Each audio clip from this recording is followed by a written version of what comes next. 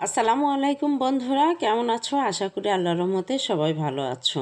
আজকের আয়োজনে তোমাদের জন্য থাকছে অসম্ভব মজার, জিভে জল আনার মতো একটি রেসিপি, কদবেলের ভর্তা। আসলে কদবেল কথাটি শুনলেই যেন জিভে জল আসে। তবে কদবেলের ভর্তাটা যদি পারফেক্ট হয় তাহলে খেতে কিন্তু একদম দুর্দান্ত। আর এভাবে যদি ভর্তাটা তোমরা তৈরি করো তাহলে দেখবে ছোট থেকে বড়রা সবাই খুবই পছন্দ করবে। আর একবার এভাবে ভর্তা করে খেলে অন্যভাবে কিন্তু একদম খেতে ইচ্ছে করবে না। তো চলো বন্ধুরা, দেখে নেওয়া যাক কদবেলের ভর্তাটা। খুব সহজ নিয়মে মজার একটা ভর্তা তৈরি করছি। তো দেখো, এখানে আমি একটা অনেক বড় সাইজের একটা কদবেল নিয়ে নিয়েছি। প্রায় হাফ কেজির উপরে এই কদবেলটার ওজন হবে। তো দেখো, আর অবশ্যই যেন একদম পরিপক্ক হতে হবে এমন দেখে তোমরা বাছাই করে নেবে।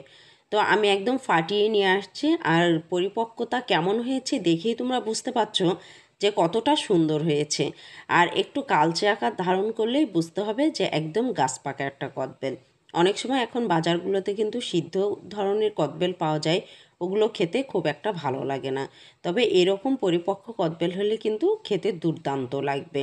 আর তোমরা বাজারে কিন্তু একটু বাছাই করে যদি এই ধরনের পরিপক্ক কদবেলগুলো পাও তবেই কিন্তু তোমরা কিনে নিয়ে এসো।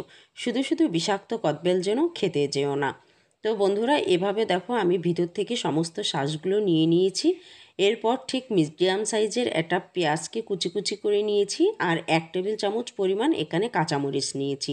মরিচটা অবশ্য তোমরা কম বেশি করে নিতে পারো। আর 2 টেবিল চামচ পরিমাণ দিয়ে দিয়েছি ধনিয়া পাতা কুচি।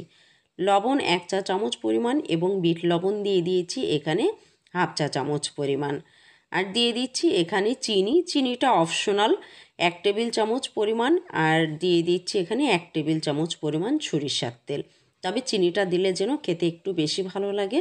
তবে তোমরা যারা চিনি খেতে চাও না অবশ্যই এটাকে স্কিপ করতে পারো। তো দেখো, খুব ভালোভাবে এভাবে হাতের স্পর্শ ছাড়াই কিন্তু আমি চামচ দিয়ে মাখিয়ে নিচ্ছি। এখানে কদবেলটা ভাঙা থেকে শুরু করে আমি কোথাও হাতের ব্যবহার করিনি।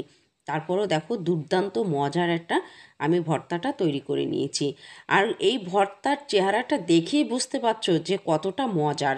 আর আমার মনে হয় না যে কদবেল খেতে অপছন্দ করে এমন কেউ আছে। তো দেখো, আমি সার্ভ করছি কদবেলের একটা খোসাতেই। আর এটাতেই কিন্তু আমি আজকে খুব মজা করে ভর্তাটা খাবো। আমার বাড়ির সবাই কিন্তু খুবই পছন্দ করেছে। আশা করি তোমরা এভাবে যদি বাড়িতে ভর্তাটা তৈরি করো তাহলে দেখবে সবাই খুবই পছন্দ করবে। আর বন্ধুরা, যারা আমার চ্যানেলে নতুন অবশ্যই চ্যানেলটিকে সাবস্ক্রাইব করে পাশে থাকা বেল বাটনটি বাজিয়ে দিও। যখনই আমি নতুন কোনো ভিডিও আপলোড দেবো সর্বপ্রথম নোটিফিকেশন পেয়ে যাবে। আর যারা আমার চ্যানেলটি সাবস্ক্রাইব করেছে তাদের অসংখ্য ধন্যবাদ। সে পর্যন্ত ভালো থেকো। আল্লাহ হাফেজ।